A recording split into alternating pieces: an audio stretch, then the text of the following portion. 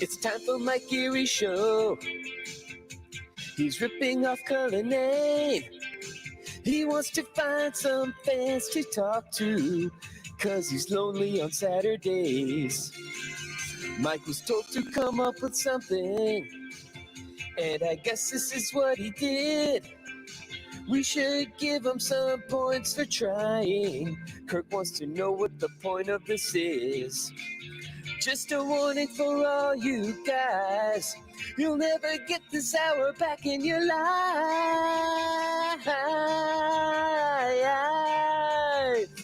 This is Mike and the Minifans. Mike is talking with you. This is Mike and the Minifans. Mike is talking with you. This is Mike and the Minifans. This is Mike and the Minifans. Mike is talking with you. I'll admit the head bob is now a little forced. I forced it this week. It's too much in my head. Now it's like, everyone loves it so much that it's. I'm think. It's like when Kramer would slide into Jerry's apartment, and for a brief time, people would applaud. It's gotten to my head a little bit. I've jumped the shark with the head bob. I apologize. Justin, how was that for an intro? Was that appropriate? Yeah, it was fine. Okay, good. I'm going to start running them by you because I listened to this goddamn intern show. Do you have any idea why I'm both annoyed and proud of you at the same time? Do you know any reason you're starting the program here? Well, I'm going to assume it's because I asked you if I could be on Mike and the Minifans. No, you're very wrong, Justin, actually. Well, it has a little bit to do with that. So I'm watching the intern show, and I'll admit, first of all, I think this is what we call a compliment sandwich, Justin. I'm going to start with a compliment, then I'm going to come in with a criticism, and I'm going to end with another compliment. Okay. So I think of the three interns, I think you did the best job with Kirk last night. It seemed like you had the best questions prepared, the most they made sense. I don't understand why I had to hear Nick's take on Larry Bird, who the kid was born 15 years after he retired.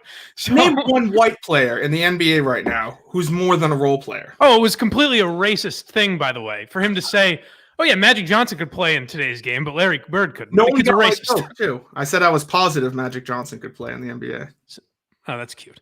Get it? I get it. So that's the compliment. I think he did a nice job last night. However, I'm a little perplexed. Why you obviously had some awful complaint the way I've treated you, this menacing, horrible, the Ellen DeGeneres of podcasting that I've turned into. I never said that. I'm so mean to the staff. No, I never said that. You run to Kirk. Hey, Kirky, no. Kirky, we're just a couple of guys talking here. Am I right or am I right? Mike, the way Mike starts the shows, it's just no good. Am I right, boss? That's not what I said. What did you say? Tell me. I said, do you think Mike sometimes tries to put on a Kirk personality? Yes, I didn't care for that either. I didn't care for that either. You got to admit. Well, I'm getting there. Hold on. Okay. Simmer down, Justin. You're doing a good job. You're not totally wrong in that sometimes I'm awkward in starting the show. However, it was your specific complaint I didn't like. It was that sometimes I start the show by making fun of you. I'm being genuine. I don't know why. I guess maybe that's phony to make fun of you because I'm a nice guy. But sometimes you say things like the best example that comes to mind is when you offered me some Kool-Aid, which I found odd in its own right. And I said, no, I'm all set. And you replied, okie dokie, more for me. Now, that's 30 seconds before I'm going on the air. Am I not allowed to mention that and bust your balls about it? Because I find that funny. No. That's not at all. But it just, like, what was it? The movie thing last week where you start off the thing by saying, like, I don't get it. Justin's holding court. And I'm not sure how I feel about Again, I find that funny. So, again, I don't know why that's imitating Kirk in some way. So, for the people out there, when I did Must See, which, of course, all of you watched it, I know. But with Red and so Justin, I'm talking to myself in a weird way. Just so you know, I'm not shitting on you, Justin, because everything I'm shitting on you for are my own insecurities as well. We're similar in that way. But I go in to do that show, and John and Red from Maine and Justin are already in the room, and Justin's naturally a pretty nervous, kind of shy guy. I don't know if you would agree with that, but that's my assessment of you, Justin. Okay. So I put, at least with me, maybe not like that with other people. So I put in my headphones, and I hear Justin. They're all watching something, and Justin is cracking wise and making everyone laugh. And I've never heard him do that before a show. So it struck me that you were acting differently around them than when I'm around. So I just made fun of it when we started the show. Does that not make sense to you? Oh, I think I act the same. I think I act professional. I always try to make sure things are running smoothly and stuff. So I'm very like anxious and stuff when things are running and stuff like that. But I think I'm normally just the like. Yes, but you're also mockable. This is one. Here's my if I can give you something to work on. It seems almost like the problem was not with my horrible intros, which I can agree. Who needs them? You know, we've had enough. We get it, Mike. You think you're witty. We understand. But it was more. It seems specific that you didn't like when I poked fun at you, which I think you do have to be a little better at. Which so do I. Oh, but that's something I noticed with you, where like even off. But your other horrible example about how I was rude to my girlfriend once. I don't know where that came from, but. We're off mic, even like if I talk to you. Sometimes I feel like I have to ask, like, are you all right? Like, I'm just fucking around, you know? Well, see, that's the thing. Like, you've told me a bunch of times off mic, like, oh, it's just a joke, or oh, I'm going to give you a bunch of shit for this. And it just doesn't seem genuine. It's like either it's like. In what way? I am genuinely making fun of you. When I say, don't worry about it, I'm saying, I don't hate you. Don't fucking beat yourself up. Like Will was like, oh yeah, it's not genuine. Mike's too nice a guy to make fun of people. He wouldn't. He was going on for 15 minutes. Mike's the nicest guy in the Will whole doesn't know anything about me. I'll shit on Will, and I still like Will. Like I think I can make fun of you guys. Here's the other thing, is that you are interns. You know, like I can make fun of you and still like you and think you do a good job. You all do a good job. All three. I agree. But I should still be able to shit on you and call you dummies and morons. Yeah, just sometimes I just think it comes off as you trying to do like a Kirk impression or a Portnoy impression because I mean maybe you're right. Maybe that's how it struck me more as you going into Kirk with like a Discord complaint, like, oh, I know how to join in the shitting on Mike, and that's what I took from it. I wasn't trying to. But again, I'm one of your biggest allies. But again, here's where I felt weird even criticizing you for it, because it was a good job on the show. I thought it was one of the better. I thought you asked most of the better questions on that program. But it was smart because you could have said, "Don't you hate the way Mike breathes?" And Kirk would have been like, "Yeah, absolutely. Good question, Justin." Oh well, it's. I don't know. I mean, I feel like all these shows, half the questions have been about how much you suck, and it's like, okay, right.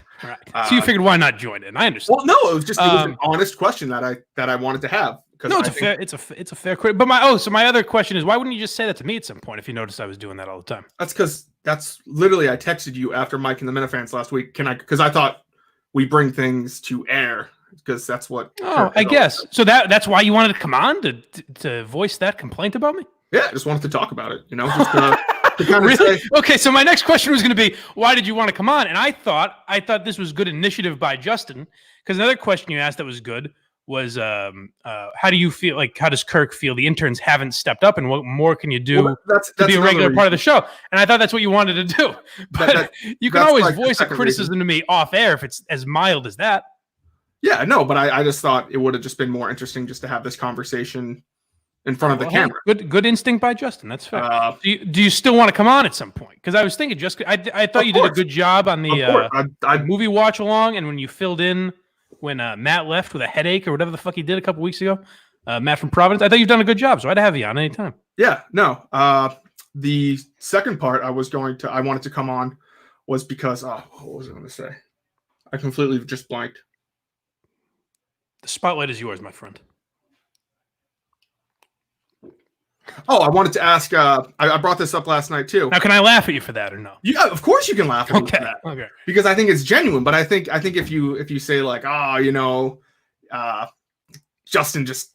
If I call you an idiot, believe me, Justin, that's also genuine. I think you're an idiot, and I still think you're a nice guy and good at your job. See, I don't think you truly believe that though. No, I think you're very intelligent. You're very smart. Because I think sometimes it's just here. So what? So Justin, let me ask you this: when I texted to Kirk, "Good luck, take care of yourself, hope all is well," and I was able to laugh at that and find that funny. Mm-hmm. Do you think I was lying then? No, because then why would the stuff about you be a lie? Because I think you're genuinely. I think ever since Madawaska, you've been trying to put on bad boy, like not a bad boy, but a badder boy persona. I do think you're trying to be harsher. Yeah. I think Really? the whole idea The last couple weeks, you think that, or further back? Yeah, the last couple weeks, I would not say. I think like further back from Madawaska, ever since you stopped, you want to stop being seen as a Minifan. Well, I mean, maybe I just haven't consciously thought that, but I don't know that I would be putting on a bad boy image. I'm surprised at that announcement. I'm not trying to say bad boy, but kind of like you're just trying to. Just because I ride in on a Harley now and I wear a leather jacket to the show, I don't understand what you're insinuating.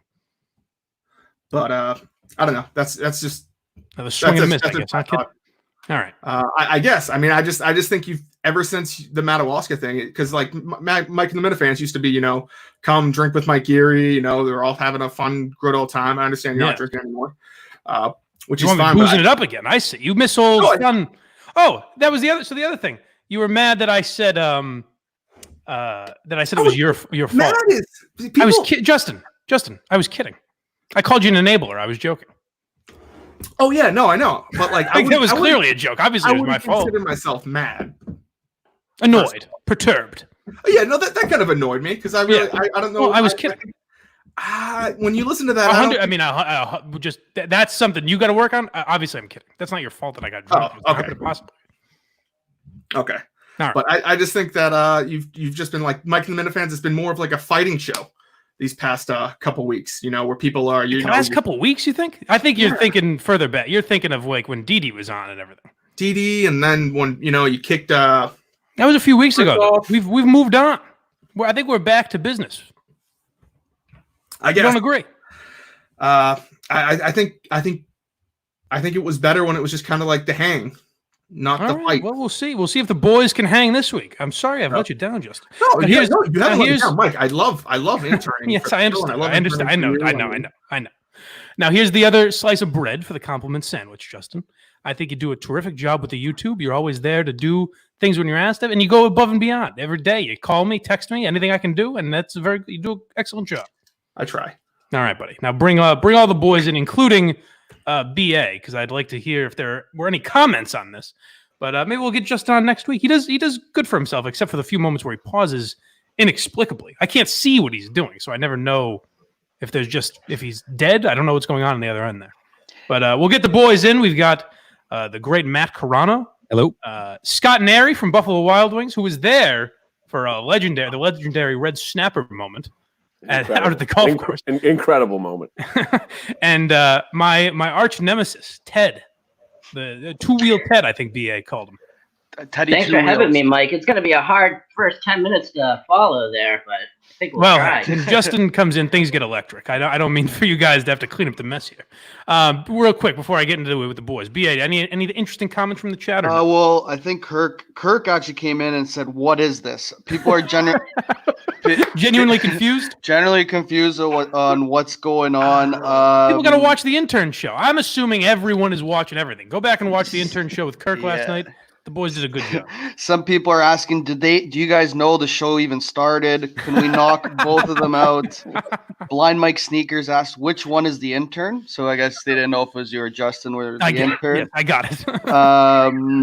Mike, nobody cares about this. And then another question, I think this is a good one. How many times did PK ask to be on this week?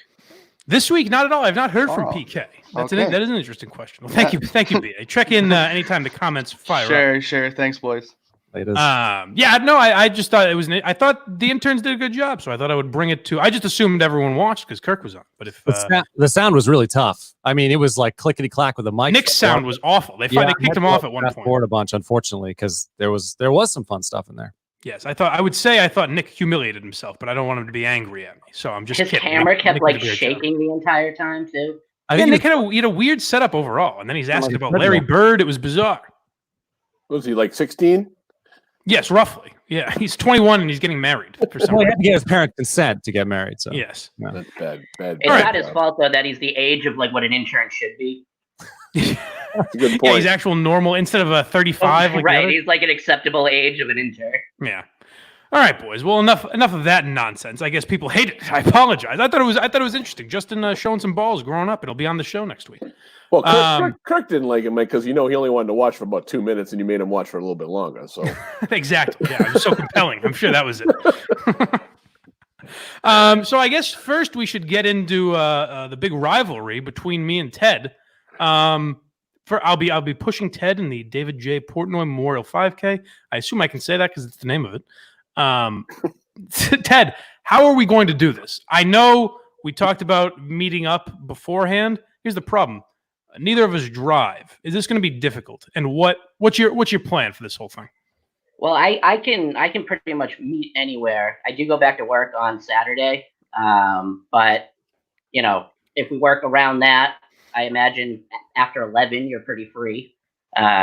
So I feel like if we planned where we had a spot to meet up, we can get some training in. Mike, have you ever walked 3.5 miles consecutively? Many times. I did the Jimmy Fund marathon back in the day. Yeah. So it's been a few years, of course, but yeah, I walk 3 miles all the time. That won't be a problem. Our over/under was predicted at like 54 minutes or something. Yeah, I think that's what they said last night on the intern show. I think we can beat it. One definitely. Time well, here's the problem: is that I'm lugging your brittle ass around. Well, if you need, I can push myself. So, do you think a downhill course will help us? I think we could win. If we get like a really steep, I paid big money to see that. That's like just a straight splash mountain drop where they take your picture at the bottom. Yeah, I think that we have a good shot at winning this thing. But then the worry with a lot of people is how secure are you in that chair? I'm good.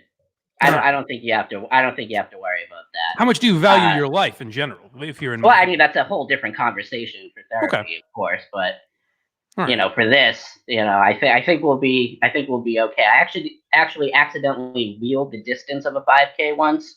I was in the New Hampshire area up in like Londonderry, and me and my girlfriend found this like nature trail that was well paved and everything. So we were like, you know what? Let's do it. Well, we got about 2.5 miles into a 5 mile, what we thought was round trip. But then we realized it just ends at the other side where we aren't parked. So then we had to turn around and do the other 2.5 miles. And I actually had this moment where this little girl and her family are like walking towards me. And she looked at me and she was like, "Are you hurt?" And I go, "No, I'm not hurt." And she just goes, "Oh, so you're just old." And we all died laughing because that's our understanding of wheelchair people. Well, it's about my understanding as well. I figure you're near death in some way. Ted, you don't have one of these cheating automatic ones, right? He's going to have to actually push you, please. No, I'm an OG. I push myself. I don't let technology do the work for me. Is there like a bar I can stand? And I am not going to help out Mike. He's got. Well, that was my real concern. I think you deserve. You can push. Have an automatic one all you want, but then this 5K, I want him to push. Oh yeah, no, Mike's going to go to work that day. Are Scott or Matt? Are either of you participating? I'd really like to. I had knee surgery like 1.5 years ago, and I'm still not amazing with it. So I bike on them too much. What was that? Because you're gay. Because I'm on my knees. No, I'm more playing basketball, but sure. Man shit, right? That's right. Yeah, but running. I love to run, but it's not. My knee's not amazing, so I could walk it, I guess. So maybe I'll do that. Scott, are you participating? I'm still trying to figure out if the date's going to work. We're still up in the air on the AAU basketball season that I coach. So if that's canceled, then I probably will. So I should find out next week. All right, I think everyone should sign up if you're a Minifan. Go to kirkminahanshow.com and do that right now if you haven't already. Scott, I want to get into some other stuff, obviously, because this story's been rehashed 10 million times. Yes. But did anything stand out to you about being there for the red snapper incident when Steve asked that girl about red snappers, and more so, how has it affected you since then? Does it still fester in your mind? Do you still think about it? I can tell you, I had a buddy when I used to own some racehorses, some trotters and pacers, right? And the kid that trained my horses spent a lot of time in Maine, and that's the first time I ever heard of a red snapper. I grew up in Portsmouth, New Hampshire, right across the river from Maine. So I've never heard of a red snapper before. I've seen them. Right. I just ignored them because they looked awful to me. Why wouldn't you? Yeah, why would you think they were anything? And I looked at them, but I've had them and they're fine, but And then when Steve, the only thing that stands out in that, we were in the cart and Steve and Kirk were in the cart, and he asked this girl, and she said no. Do you have any red snappers back there? And she said no, and he went on and on about the hot dog. And Kirk, the look, it would have been $1 million photo. The look on Kirk's face as he's looking at Steve, like, are you really? She's going to talk about red snappers and this poor 16-year-old girl who just wants us to give her $5 and move on. Back in the days where Steve annoyed Kirk more than I did, I miss those days. And he chose to ride with him instead of right. you too, which was fine for us. We had a good time, except for that time you drove. I think I did all right. Matt, I alluded to it earlier, but do I hear correctly that you and Chris are going into Discord and complaining about the jokes that people are making? Or is this fabricated? No, I mean, some people keep calling me into Discord to yell insults at me, which is... What do you mean by that? What do you mean calling you in? Well, they'll like tag me, and so I'll get the notification, and I'll be like, "Oh, I wonder who's talking to me." Because generally, I like to interact with people, and generally, people are nice to me. But if they're bringing me into Discord just to like shout insults at me, it gets kind of annoying. But no, I think mostly people are cool and fine with me. And fine. Right. So you're not actually clapping back at these people, because I feel that would only make it worse, I imagine. Well, I think it depends. I mean, if someone's yelling an insult, I might tell them that they're not being very clever, particularly if they're not being very clever. But even that's not a great idea. I feel like it looks like you're mad. To outdo them. Who cares what it looks like? I don't care if anybody thinks I'm mad, I guess. We have good rapport. You know how I am. I've been on the show with you a few times. Like, sure. I don't think I would say I'd let that speak for me more than like having communication in Discord. No, but you do. It does seem like last time you were on, where I started with the same type of joke, and you were like, "Why is that funny? Why?" It does seem like it annoys you.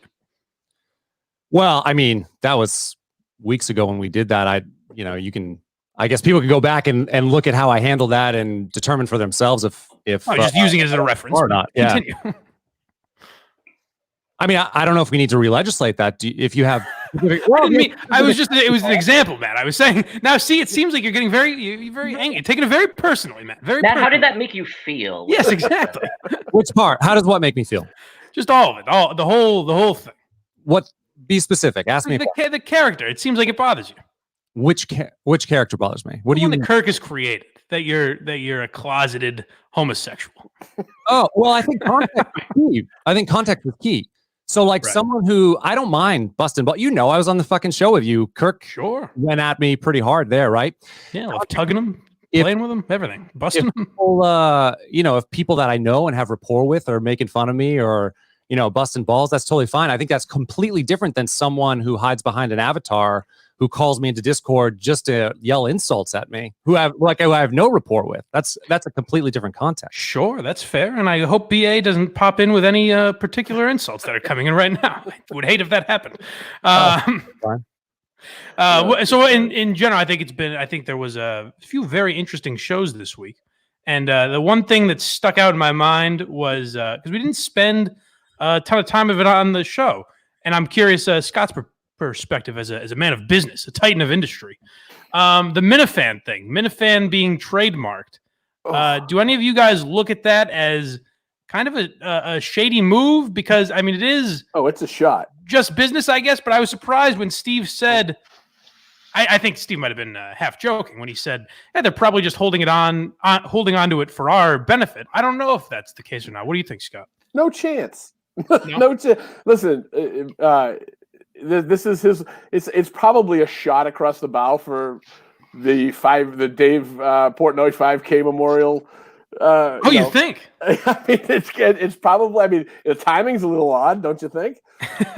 It was. To be fair, it was done on February 25th. I think that it was originally put in. I don't know. I just think he's a smart dude, and he's got a little leverage for. Because how many times has Kirk mentioned 2 years from now, when I'm doing the subscription service, 2 years, which it is what it is. But I think he's just doing it. I think he's doing it for leverage. And I'd be worried about if I were Kirk, I would be worried. I would be a tad worried, no matter how good he breaks, because he can break up from Barstool fine with Erica, but Erica's not the one that trademarked it. Sure. Well, and what happens? I mean, Erica's presumably awesome at what she does, but it's a big company. What happens? God forbid, maybe she moves on to greener pastures, or she's just not there anymore. And then the new person that comes in doesn't have that same rapport with Kirk. What's going to happen then? So I would recommend being preemptive about it and trying to see if you can secure it for yourselves. Yeah, it is a strange move, and the timing is weird. It's right when it's actually. I'm trying to think. It's right around the time Kirk went away for a little while. I don't know exactly what the dates are there. Do you think the drama with the Daddy Gang had anything to do with them assessing other shows that could be seen as similar relationship-wise with them, caused them to go ahead and do that? Because that's actually kind of how I look at it. You guys are the closest show. Right, that is relationship-wise with Barstool. Yes, you're under the banner, but you could succeed away from them. So they probably want to see what they can capitalize on now.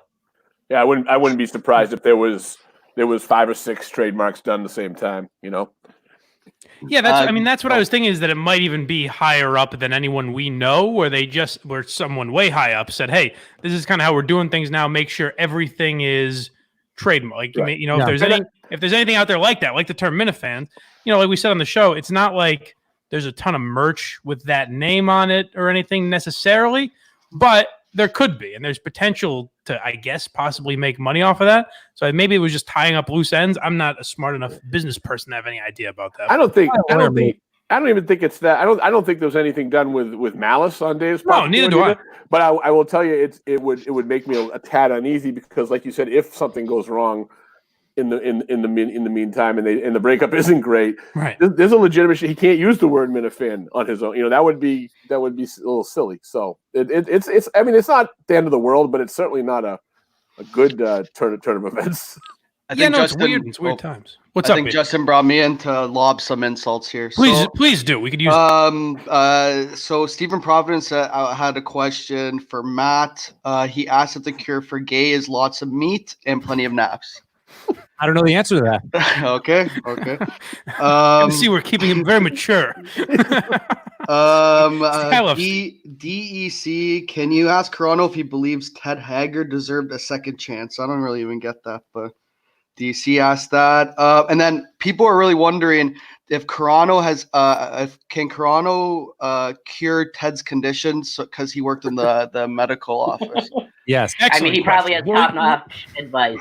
I do. Yeah. And then last one, people are saying that Carano, Chris ride tandem bikes and own plenty of bike shorts. So that's the last one, I think. And thank you, BA. I appreciate you checking with that. No problem. Are those all true, Matt? You guys ride tandem bikes? I missed the question. I couldn't hear BA. Nah, don't worry. It's fine. Can you cure? Well, do you have any advice for Ted as a guy who works so closely with doctors? I would point him to stats. Get up and walk, Ted. Ted, just stop being so fucking lazy. Stats Carano. That easy? Oh God. So I did think we had some I said that already. Fuck. We had some interesting shows. How many times am I going to say it? The other thing that stood out to me from yesterday was the DRB interview. I know, Matt, you tweeted about that and said you liked it.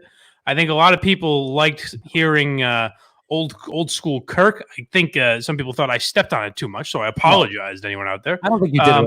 Either way. Yeah. But what do you guys think of the interview, and do you miss that about Kirk's show? I guess.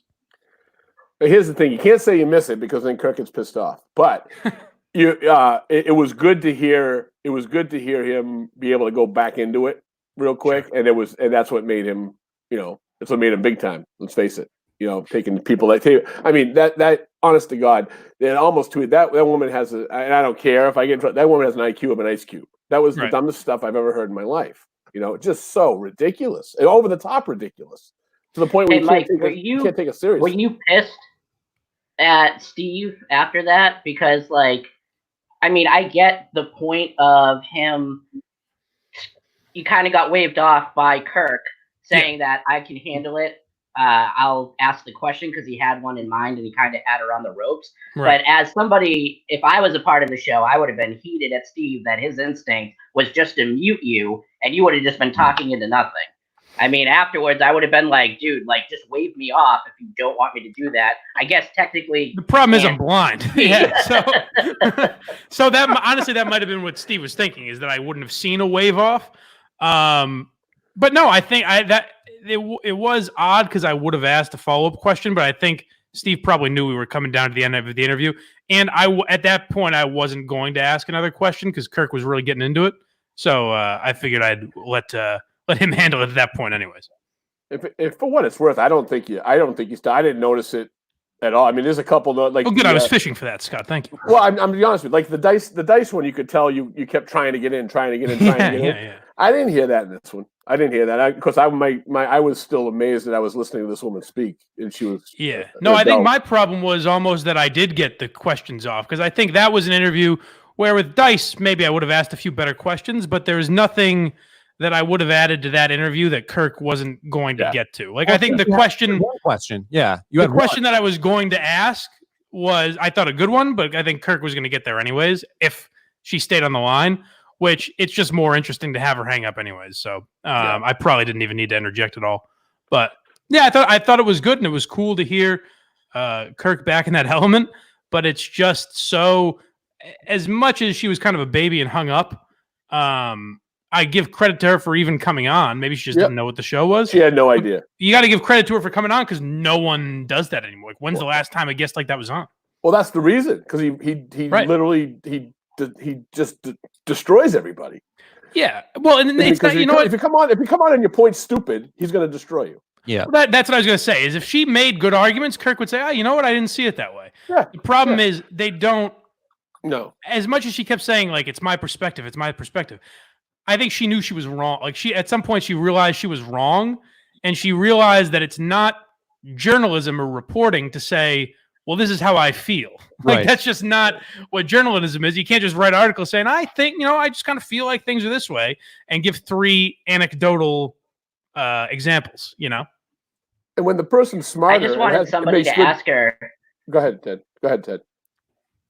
All right. I just wanted somebody to ask her, when she said that she was talking from her perspective, I wanted to ask her how many houses she's been shot in.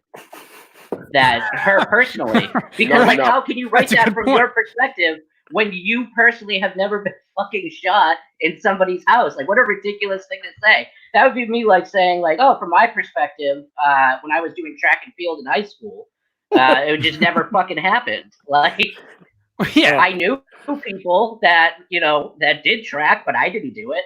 Right. Like, that's a good point too, where it's like, that's what you almost get afraid to say, well, okay, that is her perspective. But yeah, you're right. It's not. She's never been shot in a home before, as far as we know. So I don't think it's literally her perspective. And the other funny thing was to see afterwards where there were reports that the kid said he doesn't own a gun.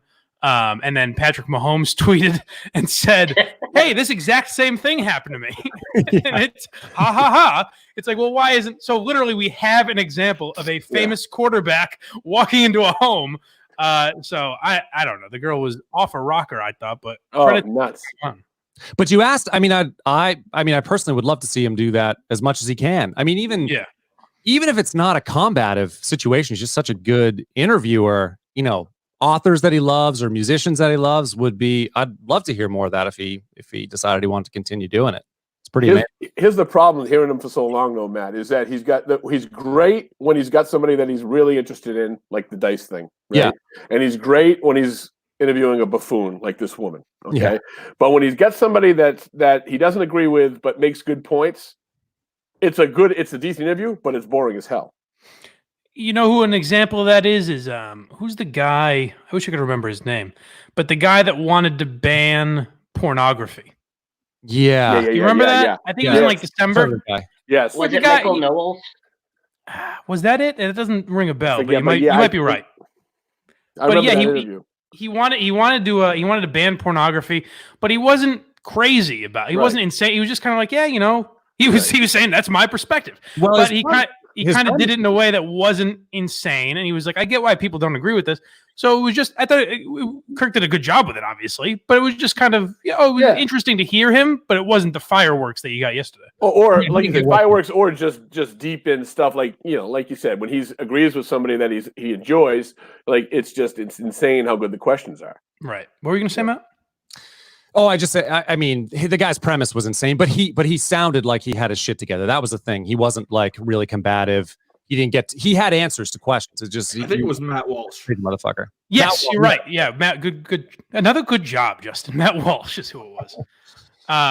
Where that guy was not, he didn't come off as a nut the way DRB did a little bit. Maybe that's just our racism kicking in, fellas. What do you think about that? The other conversation I found interesting yesterday was the top. First of all, is Tom Hartman also the name of the news guy in Family Guy? No, I think it is. Isn't it? No. Tom Hartman was a legitimate. There was a TV guy back in the olden days, back when you were, Christ was still a child. That it was named Tom Hartman, but not okay. But now, I mean, there's obviously the Thom Hartman. It's not Tom. It's something Hartman though, but it's not Tom on Family Guy. I don't think. Or maybe it's Tom Tucker. Tom Tucker. You're right. You're right. Tucker. Sorry. Yeah. Damn it! I thought I had something. but yeah, Tom Hartman, Steve's old fucking. That was insane. Old co-host. It was.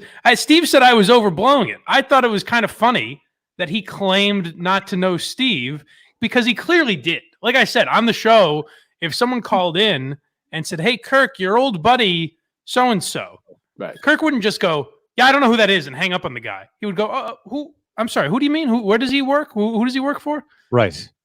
So I think there's something there where Tom Hartman's a little afraid of old S.E. Robinson.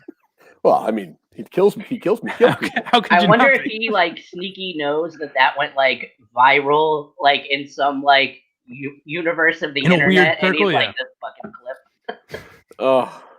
So that's what it's funny you said that, Ted, because that's what I wanted to kind of spark. The reason I tagged him on Twitter the day before, I started saying that I talked to him, is because I was hoping Minifans would start tweeting videos of Steve or whatever it is.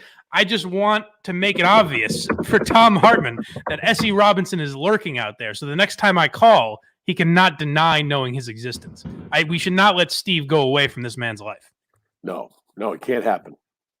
But what did you guys think of the tears that guy had? Yeah, is that unbelievable? I mean, honest to God, would you pay $250 for the Kirk Minahan show?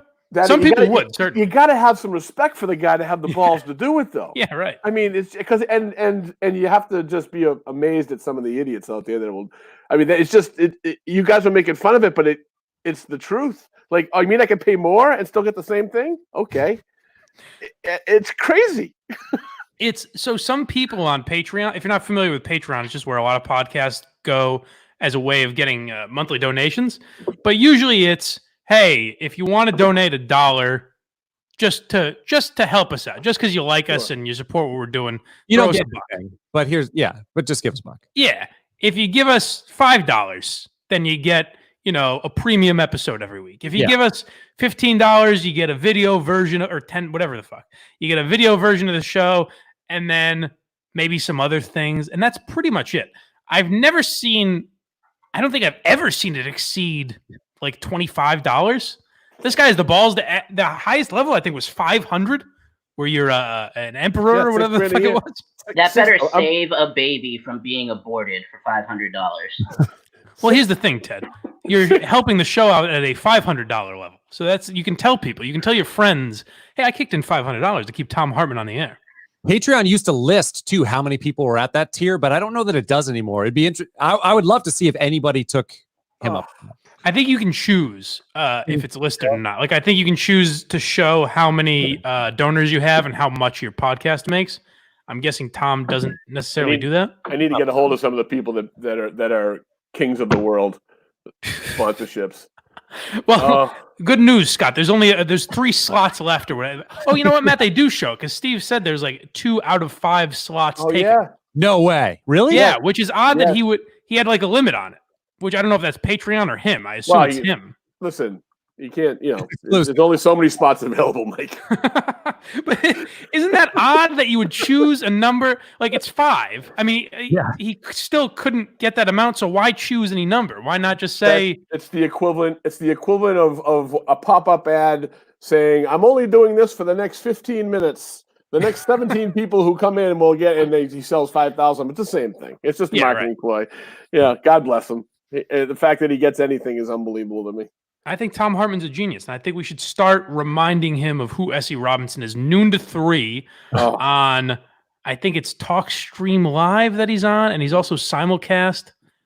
That's the bizarre thing is he puts the video version is out for free, so there's nothing on this show that you can't literally get for free, right? Other than having a pizza with the guy or whatever the fuck. The moniker "King of the World" does not come free, my friend. King of the World. I think that's what it was. Emperor. What else? Anything you boys wanted to get to before I keep rambling here? Looks like BA's got some questions. Oh, BA, go ahead, please chime in, fire away. How are you? So welcome back. Mayo's being very persistent. He wants to know what Ted's sex life is like. So good question. Well, I don't know why he's being so persistent. Very persistent. He's calling me a coward. That I wouldn't ask. I think it would be better to hear it from Mayo's mom. Oh shit! The guy's got jokes. That was a good I actually do have a funny story about the first time. Well, one of the first times that me and my girlfriend had sex.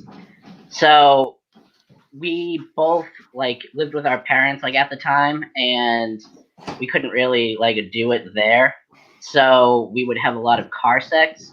So this one time we went to a Trukey's, and I had to get out of the front seat into my chair. And then I would get myself into the back seat of the car, and we would leave my chair out there.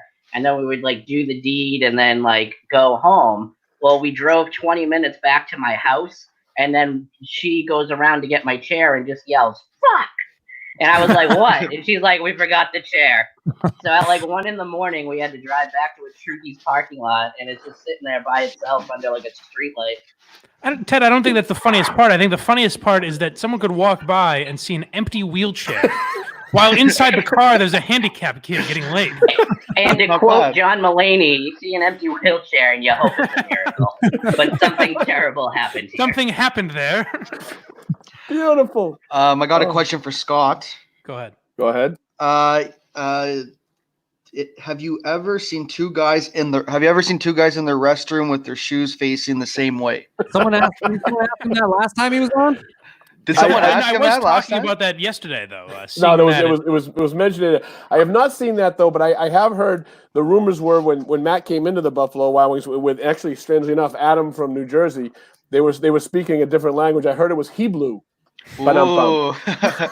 He blew. I have not seen shoes going the same way. What really bothers me about the jokes that Scott and Ted are telling is that everyone's going to say they're funnier than me now, and it fucking bugs me. That's what a lot of people are saying that in the chat. That's it really annoys me. PA. Don't bring those in here, Mike. I waited 42 minutes to get that out. I had to figure out a way to get it in there somewhere. And I think one last one is. This is from DC. Ted, would you let Steve from Providence wheel you around all 6 Rhode Island strip clubs?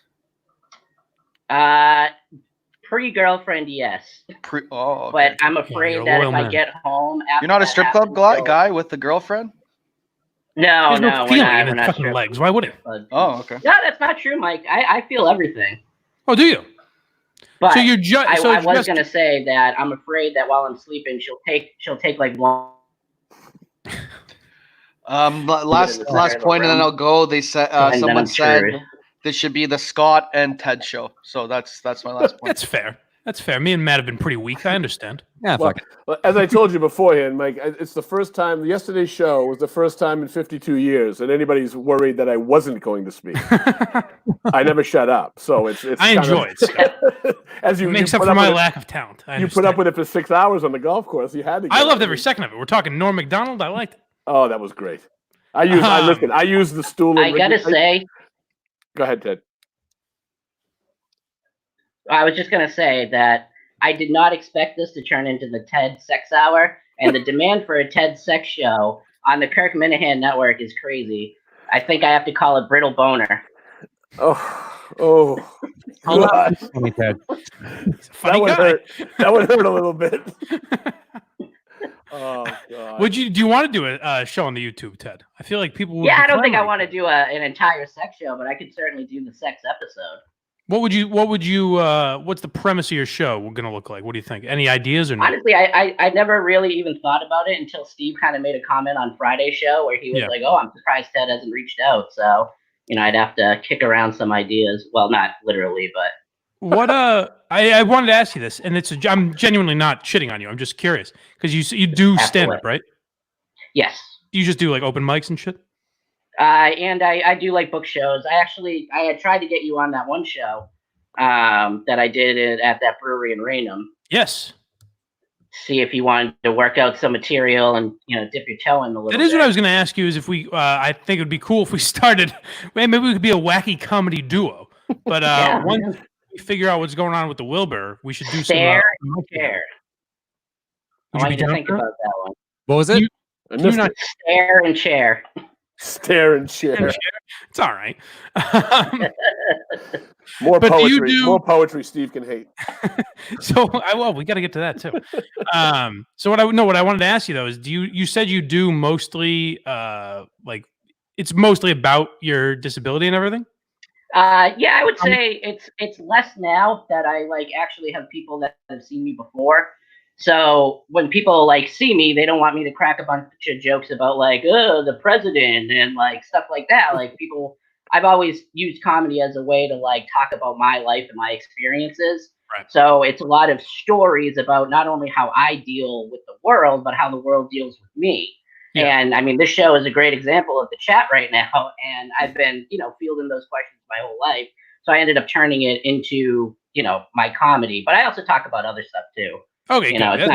It's not just that. It's got to suck for you in a way that I feel like because I could technically get away with not mentioning I'm blind. You wouldn't necessarily know right off the Correct. bat. I think now my eyes are fucked up enough that you might. But I could probably get away with it. Whereas you, it's like the first thing people notice. So you're in a spot where you have to acknowledge it, but you probably don't want it to be all you talk about, I imagine. Yeah, exactly. So when I first started, I definitely fell into the trap of using it to get the laughs right away. And it is different, and it definitely worked to, get my name out there originally. But now that I do it, I just, have jokes that I know work, and then I have other jokes that aren't related to disability also. So All right, it's a mix. Stare in the chair. Going to start hitting some open mics when we're back in regular conditions. Yeah, let's do it. All right, I'm down. Yeah, you and I are going to have a strange relationship, Ted. We're going to be attached at the fucking armrest, I guess. We're going to have to do open mics together. We're going to run together. It's going to be a lovely... we're real liberal with the word run. Oh, so that's... I meant to ask that at the beginning when we were talking about that. Am I going to be able to actually run with you? Or do you think it's safer if I just a brisk walk? I feel like we can, maybe not a full sprint. Yeah. But I don't want to sound like a dick, but I don't know how capable of going fast you are. Right. I understand you not wanting to sound like a dick. I can imagine that was your thought. I mean, you don't scream athlete, Mike. I think you're wrong. You've never seen me out in the gridiron. Well, I watched you cross the street in Miami. I don't get what was so funny about that. God damn it! It's just a man crossing the street, just looking both ways like a gentleman. The issue was you couldn't see it. You couldn't see what we saw. Right, I understand. Will you guys do it on a track though, or is that where you'll do the 5? Well, Kirk had mentioned going to Chelmsford on some path that he's doing. If that falls through, my idea would be a track. I was thinking a track as well. It just makes the most sense. I don't know if that would be the funniest option. So boring. But no, but you won't tumble. Yes. Let me pitch this idea to you while I'm here. Go for it. I was thinking, you know how this app lets you do commentary and everything like that attached with it? Right. And people are going to have check-ins and, audio to listen to as they're running. Yep. If we did it at a track, people wouldn't have to watch us for the 50 minutes. We could do the ceremonial kickoff of it and then do commentary as we finish and other people get going. We can track leaders and everything like that. So you're saying you would kind of check that as I walk type of a thing? We could how do would that. we do? Yeah, okay, I like imagine that. there's a way for us to talk into whatever this app is. Right. The No, way I like you that. were originally doing it. That way people have something to listen to as they're doing it and can also watch us at the beginning, like start.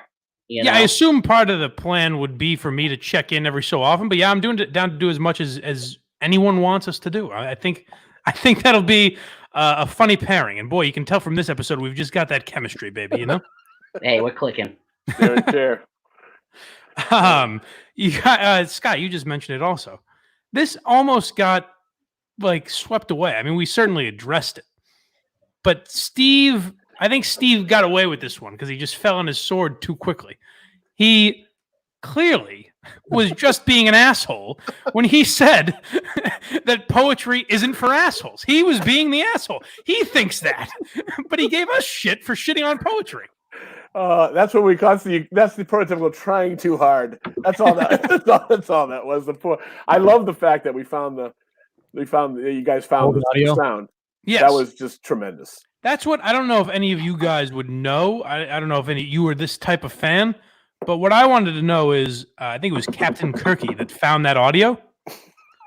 How did he possibly do? Maybe unless it's from the MHB episode, then I can understand him going back to that. But there are times where Minifans pull audio where I'm like, what made you possibly go back to that moment? Like, how were you able to find that? I don't understand it. Because I don't even know if audio is searchable. Like you can't. Oh, it's not. Do that. You can't just Google what Steve saying poetry sucks. I would. How many people you think? How many people you think on an average, not every day, but like how many people you think listen to the podcast on a day? I have 50 to 100,000, I think. Okay, I picture at least 500 people with spiral notebooks, literally taking notes in their basement listening to the show. I'm not being funny. Well, right. Yeah, clearly. But I'm telling you, that's happening out there. Very funny, Scott. Yes, thank you. That's happening. I'm telling you. There's some of the stuff these guys find is insane. He says it all the time. What have I created? Oh, yeah, be careful. Yeah, you would laugh at that until you meet the likes of my good friend John Stewart or someone like that, where he is probably the guy. And I feel bad ever making fun of him because he's become my Sherpa in a way. I go to him for guidance now. I find John Stewart very funny, but the things he fires off, like when we met him and he was just asking us questions, I was like, this guy has to have like notes or like a cheat sheet of some kind. He remembers every second of every episode, and there's got to be a lot of people like that, which is unbelievable. It's just crazy. A good crazy, but crazy. Well, the other thing is people are re-listening to the old episodes, so you have to believe that if someone came upon that episode, I don't know, even a week before they heard Steve say that on the show, they might have remembered and been able to go back. That's fair, yeah. Especially now is the time they'd be listening to old episodes. Or you got superhuman people with great brains who are remembering every instant of the show. Yeah, there are those photocopy brains that just he didn't say that. He said that back in December, Oof. So I have a question about like the YouTube channel. Go for it. So you know how like Joe Rogan will splice up clips of like 10 to 15 minutes to like get exposure for the show. And I'm sure you've thought about it before, but that episode where that last hour was just amazing. That I think it was Tuesday show or Monday show. Yep. Wednesday, I think, but I could Wednesday. be wrong. Okay. Well, there's two different like 15 to 20 minute segments in there of the poetry debacle and then the whole catch a predator thing at the end. Yeah. Where like that is just great exposure for the show. If you could get just the video of you guys talking about those things, then people are going to want to tune in. Yeah, you're right. We do that. Like I think there were a few last week. Like I think trying to think of the last one that went up. Justin would probably know better than me. But like I know the intern Nick thing went up on YouTube. Like certainly Kirk freaking out on him. So there are a bunch of segments up there. But yeah, you're right. Those are two that should definitely go up because those are two of the funniest segments we've done this year, if not throughout the entire podcast. So yeah, you're right. Justin, take note. Get to work on that. It's a good one to throw up. You're right, Ted. The poetry thing had me doubled over. What do you guys? What do you guys think of the YouTube channel? Lie. Oh, it's bizarre. It's bizarre. Yeah, But it was exactly the type of lie that I want Steve's character to do. Right. Because he thought it was an innocent enough thing of, oh, that's a culture thing that I should support. Yes. And Kirk's point was, well, if you support it, you don't actually like it. You're just saying that because you feel like you have to, which makes you an asshole. Right. And then he went with Sweet Home Alabama and then didn't know the words. Who are your favorite poets? Leonard Skinner and some author. Well, and then just the clip of even before that when he goes, I don't. Did we lose Ted? Yeah, bye, Ted. Oh, sorry, Ted. Damn it. Speaking of the YouTube channel, I do want to hear Ted's thoughts on this, but I'm curious, you guys' thoughts on the YouTube channel. There have been a lot of, I say a lot. People have complained recently about there being like too much on there. I actually think it's hitting a good point where I actually like Quantum Week. I've said that many times. You have, thank you. I like the conspiracy show. People hate what I'm doing, but at least it's I like the drop the mic and must see shows that I'm doing. And I like Menners, and I think that's what we didn't get to. That fuckhead, Alistair Black. We'll get to him in a second. But I think the YouTube channel is kind of hitting a good stride where everyone does their own thing, and there are a few shows that do look back on the week that was, including this one. But I think they all kind of do their own thing, and I think it's at a good place right now where there's not a lot of shows I would really get rid of. Well, why would anybody complain that there's too much on there? You just don't watch it if you don't. I don't know. I guess they're just being. I don't understand that either. But I do get if it's all shit. I understand saying. Sure. Yeah, hey, it's shit. It's all shit. But like to say we should just don't watch. Then just don't watch it. That's don't watch it. You know, what I mean, it's. I talked to Steve 4 months ago when we were still living regular lives. But my boys from Babson College and I we're gonna start doing we're gonna take over your spot, Mike, and start doing the gambling show. You bastard. But and then this all went down the hill. But I mean that one I know damn well that it wouldn't be funny. So it would be we're funny, but we're not funny to everybody else. So I'd enjoy it, I'm sure. Yeah, if one viewer, we'd have a good time. But of course, you got to stop playing sports for that to happen down right. But like Matt said, who cares? Just don't watch it. Don't watch it. I never get that. But why? On a somewhat another note, Matt. Why did you guys not do the episode with Kirk on the YouTube channel? I found that weird. Oh, you were in this. Don't you remember? We were in the show together. Kirk offered to be on our podcast, way before Madawaska, even way before. He did, but it just happened. I think the intention was he was doing it because it was part of like the YouTube tour he was doing.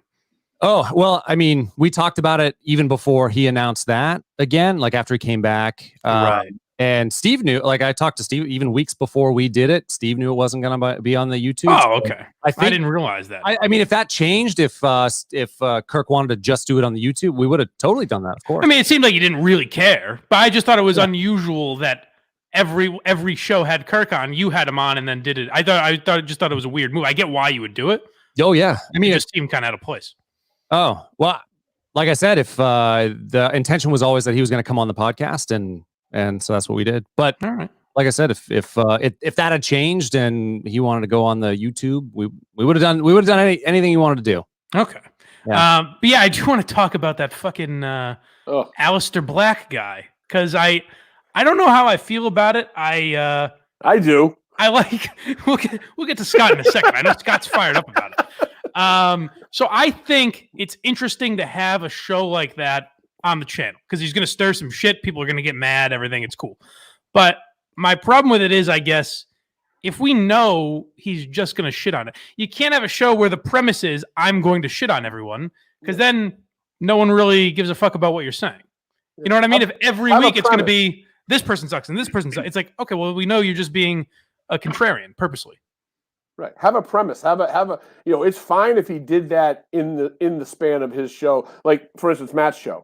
If they were talking 80s, 1983 movie or whatever, and then they tangented off to shit all over Mike or Steve or Kirk. That's different. But or Menace or whatever. But this is a kid who has, he's. I mean, let's start with he took a wrestler's name. He's a grown man. Right. And he's using a real wrestler's name as his pseudonym. Okay, is that what he goes by on there? I haven't heard him refer to himself as Alistair Black. I know that's just what his Twitter is. Mike, did you watch episode 2? I've seen most of it. Well, I didn't get to. I want to ask Justin. Justin can come back in. I do want to ask about the end because I know he talks about something that I haven't gotten to yet. But go ahead, Ted. Sorry. No, you can continue doing. Justin, what was the end? You asked Kirk if he saw his. What were his tips for Kirk? No, I'm sorry. His requirements for Kirk to come on the show. I haven't gotten. So that at the far. end, he said, so Kirk said he'll go on my show and he'll show me off as a fraud for no cuts. No. That's not how this works. Your show, your rules. You come on Alistair Black's show, you gonna go by my rules. There's not gonna. It's gonna be I'm the only one recording. Steve won't be recording. I will be able to cut it up and do whatever I'd like to it, and no one else will be able to say your show, your rules, my show, my rules. Okay. So three things. So, one, he called himself a wrestler. Two, Yes. third person, and three, he's not 12 years old. Right. Okay, so I get I mean that's the thing. Have some talent, but if you're going to do something like that, if you're going to be Kirk Minahan, have some talent. Yeah. See, I don't think he's a bad broadcaster. Like he's coherent and he's somewhat interesting. The problem is, I think you get diminishing returns on that. It's like, okay, it's interesting to be the guy who's going to shit on Kirk and tough talk him, but when we know you're going to do that every week, that's my point. Then you're going to have to bring something else to the table. That's why, as I know, Menners was very upset that I made fun of his interviewing. Menners did a good job. I apologize that I was a sarcastic asshole about Menners. I was just fucking around. But Menners realized when he did that interview, okay, I'm always the guy that shits on things. I'm going to not do that for a week. I actually have Kirk. I'm going to ask him some interesting questions about his career. You know what I mean? He can't do that every week. So is he going to be able to adjust and say, and then he'll play this and clip it together and be like, how about you do something? And it's like, I know that he's going to do that. What's the value in that?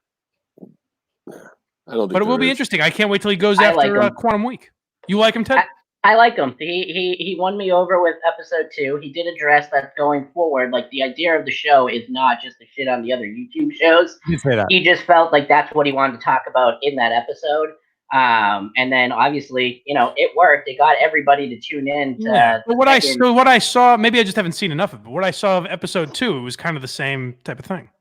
Yeah, I guess. But that first 2 minutes, I'll give credit where it's due. He was pretty electric.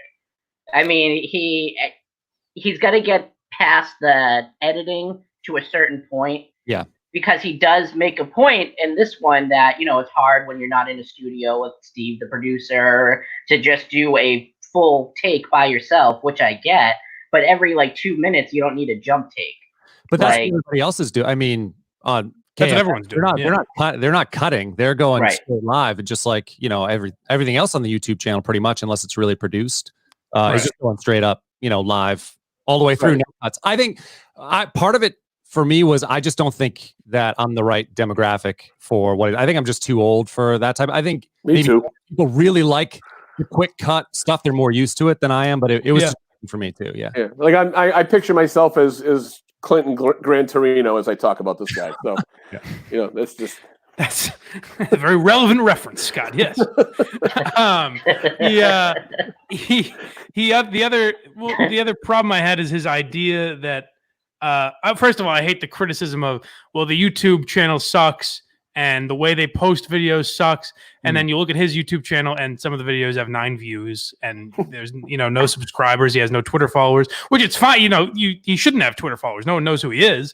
But to be like, I'm this guy doing drive time Boston radio. It's like, well, I've never heard of you. And that's not your fault. You're 22. That's cool. He didn't put, he talks about that he does broadcast that sound maybe daily or weekly or whatever, but he didn't post where that is. I don't, there's nothing. I'd love to hear him on the air if that's the case. It's weird to brag about all your accomplishments when we haven't heard of any of them. Yeah. Or seen any of them. He is really good. He might be really awesome on air. I don't think he's terrible, but always beware of the guy that gives you his resume before you ask for it. Right. Yeah, exactly. Great advice. Anything else you boys want to get to before? I know Scott and Ted, this is your first time on, so I'm assuming you must have a lot of questions for me. But if there's anything you guys want to get to before we hit the chat and get out of here, feel free. I got one quick story for you, Mike, that I think is funny that the people may like to hear. It's funny. It was fun with me. The first time I played in a golf tournament with Kirk, had my buddies from Babson, and I played. We won the Jimmy Fun thing a couple years ago, 3 years ago now, and we get to there's like the third or fourth hole, and there's this guy shooting a golf ball out of a potato gun onto the green for $20 a man or whatever for the Jimmy Fun. So one of our buddies, Mark Zides, goes up and he pays for the whole group, and the guy that's running this. Now we're at a beautiful golf course. Everybody's golf wear. This guy's in, I'm pretty sure, either jeans or jean shorts. I don't remember which one it was, but it wasn't a good look. Okay, and a raggedy T-shirt. He comes up and he says, "Kirk Minahan." Goes, the first few months I heard you on the radio, I thought you sucked, but I really like you now. And within half a second of that guy finishing that sentence, Kirk comes back with, "It's funny because the first 5 minutes I thought you were an asshole too, but now I'm kind of you're growing on me." and the guy had no idea what to do. He was like, didn't know if he was serious or whatever. And he was very quick-witted. It's a fun guy to golf with, believe it or not, as you know. So it's an odd thing, I guess, when you meet someone like Kirk, you feel like, oh, if I'm honest with him, he'll like me or something. But it is odd to just go up to someone and be like, "Yeah, I thought you were an asshole at first." It's like, is that how you talk to regular people when you introduce yourself? I thought you sucked. I thought you were an asshole. Yeah, I thought you were an asshole too. That's what he said. He goes, "I thought you sucked." I'm sorry, I screwed that story up. He goes, "I thought you sucked." He goes, "That's all right. The first 5 minutes I met you, I thought you were an asshole too. So now we're even." So. Is there anyone in your many radio dealings over the years? Is there anyone who's a real asshole to you that someone we would know or no? You got to be honest with you, no. The guys I know, unfortunately, just say Jerry Callahan. No, Jerry was actually good to me. He was, and so was, believe it or not, the first guy that the reason I met Kirk, because Dino was great to me. Right. Well, I imagine he seems like a nice enough guy. He's just got a lot of demons from what I hear, as we've heard. He was great to me. Kirk and Jerry great to me. Even Felger and Maz were great. And Jim. They were all Jimmy Stewart. Jim Murray, great guy. And Jimmy Stewart, I've come to know, and he's a good dude. And so those guys, I've really got along with everybody because I haven't dealt with. I will say, and even Big O is nice, but a couple of those guys don't get up and like Kirk talks a big game, but he played the part when he had to. He got up. Meaning he's like a friendly guy. Yeah, he wasn't a jackass. He just wasn't. If you caught him on the wrong, of course I never caught him on the wrong day, but the first couple times I met him, he wasn't. I didn't know who he was, and he wasn't a jackass. There's plenty of guys that give you the head nod. Right. In the screen. So. Ted, anything you want to get to before we ship out of here? No, just in the future. I mean, definitely let me know if you want to get on any comedy shows. I can let you know. Yeah, man. Well, we'll be spending a lot of time together. Don't you worry about that. Have you ever done stand-up before, or? No, I'm such a pussy. I talked about this. I recorded Drop the Mic for tomorrow before this, and I was talking about it. How we've gotten some calls over the last week or two about how I think of myself as this comedy expert. I'm the opposite. I like talking about comedy because it's something I've always wanted to do, but I'm too much of a pussy to do it, and I don't think I would be particularly good at it, which we'll see at the Wilbur. But no, I've never tried it, and it's mostly out of fear more than anything else. But maybe I should just do it with old Teddy. I think you should do it. Yeah, I'll give it a try. Obviously I have to at the Wilbur, but I'll give it a try with Ted at some open mics to work that out. I'm in here, Mike, just letting you know. Excellent, BA. Matt, before we get to BA, any final thoughts, Matt, before we get out of here? Oh, I think we pretty much covered it. All right, man. BA, what are the comments? So, actually, people really like this crew. They're saying it's a good crew. Yeah. People like the crew. People are saying Matt is being I don't a good mean to. sport. I hope I didn't offend you boys with the shock in my. I'm like, no, that can't. BA, you must be wrong about that. No, yeah. Can you check again, please, BA? Yeah. No, great crew. A couple questions just to send it off. Someone asked Carano is his favorite song Freedom by George Michael. That's actually one of his best songs, but it's a great song. Great song. Someone said he's Matt, you're being a great sport, so that's a great job. Everyone else, Mike, is your you said you didn't mention the Minna Ladies show. Is that because you hate women? Yes, that's exactly why. No, Okay. I thought the Minute Ladies did a good job. I thought my girl, Blind Mike's groupie, asked some good questions. I mean, they all asked good questions. And I think Tara was very funny. I don't know if she was doing this as like a bit, but she seemed genuinely very nervous and was kind of playing into that. I thought she did a good job. But yeah, I thought they asked Kirk some questions you don't really generally hear him answer. So I thought they did a good job. Yeah. A lot of people are asking where Alba is. A lot of people. Like, Why are a just lot of people asking that? over and over and over? Why It's are a lot just, of people where's asking Alba? Where's Alba? Where's Alba? We wanna make She's at my dad's. My dad needed some drywall put up, so she's over there for a little while.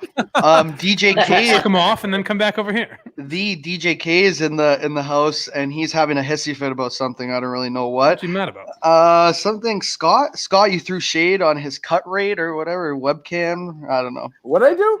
He's Who's saying, DJ K? I found it funny, Scott throwing shade on his cut rate webcam. I don't know what that means.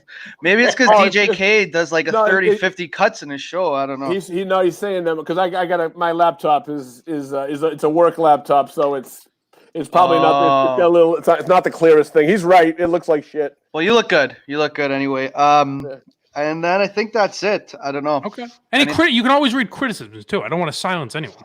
Oh no, I'll read every criticism. Okay, thank you, buddy. No criticism on this. No criticism. I'm looking for the criticisms. Thank you. Good work. You're doing a good job. People really. This is a great crew. Great crew. Oh, good. All right. I'm glad to hear that. All right, boys. Well, now that you've gotten your compliments, can I let you go now? Are you satisfied? Are you happy? Scott, was this a good first appeance for you? It was. You've been begging me to come on relentlessly. I'm on my knees. I mean, I'm sorry, Matt. But the idea that being bumped for the Minahan brothers, I almost didn't come on. Out of spite, you know. You should have just thrown a hissy fit, and yeah, I would have respected that. No, I had a good time. I was on with Featherston back in the day, but when Kirk was still with EEI, and I had fun. So you ever need anybody to fill in, let me know. Excellent. And yeah, go support your local Buffalo Wild. Which locations are yours, Scott? By the way, for anyone. Let's see: Fitchburg, Shrewsbury, Burlington, Saugus, and Danvers. I run all those 5. So Buffalo Wild. Danvers closest to me, then is that right? Yes, but you have the guys up in the guys in Portsmouth. Newington, excuse me, and Rochester are good guys. They support them too. They're good guys. By the way, I didn't do this because of how I started the show with Justin. I purposely stayed away from this. I try not to be a wise ass anymore to people. I don't want to offend people. But when Matt, before the show, what's that town in New Hampshire that BA knew? Newmarket. Yes. Matt, before the show, these guys are in the. I'm just here on my phone, and I hear Matt say, "Hey, Newmarket, New Hampshire is pretty nice. How's Newmarket in Canada?" And BA says, "Oh, it's pretty nice too." And it was a moment where I think it's overstated to say like I was going to kill myself. I think it was the first time I ever wanted to start living. I said, "This is not a life. What I'm doing right now. Like I shouldn't be listening to this conversation." It's called small talk. It was great. We were trying to me and Matt had our ups and downs this week, so we were trying to get some common ground. So I'm glad you guys are relating. Yeah. Ted, thank you for coming on, buddy. How'd you enjoy it? Sorry. Oh, it was good. Good to be here. Thanks for having me. Appreciate it. All right, guys. BA, do you have anything else? I didn't mean to step on you. Oh, no problem. I think Patrick's was asking a question. Patrick, the president that no one knows. Yes. Steve's telling people to order food to mess with Menners, but you have to prepay. So he said on the show he set up a fake address and mess with them, but you already have to prepay. So I think Patrick was wondering about that. The joke would be to put it in Menners terms, the egg would be on our face. Oh, 2 eggs on our face. Ooh. I am the funny guy here. I've reclaimed the throne. Took back the title. You happy, Warden of the North? That one's for you. I think that's pretty. Oh, that's what I wanted. You reminded me, BA. Patrick out of his fucking seat. He's gone as the president. I guess we're reshaping this entire cabinet. Steve from Providence is my recommendation for president. 100%. I'll back him. BA, we're his campaign advisors. I'll back him 100%. Yes. All right, boys. Thanks very much. We'll talk to you next week on Mike and the Minifans. Thank you. Nice talking to you, boys. See you later.